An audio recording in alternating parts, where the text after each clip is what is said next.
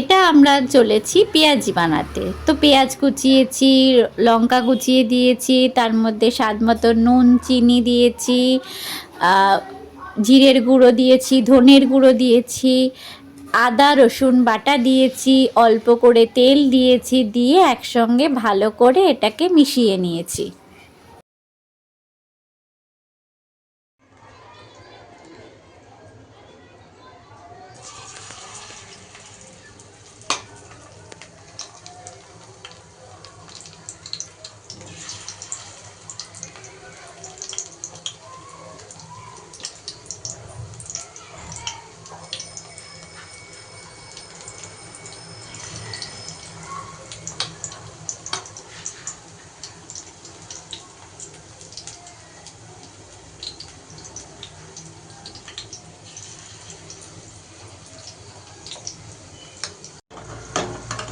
তো আমাদের পেঁয়াজি ভাজা চলছে, কিছুটা অলমোস্ট হয়ে এসেছে।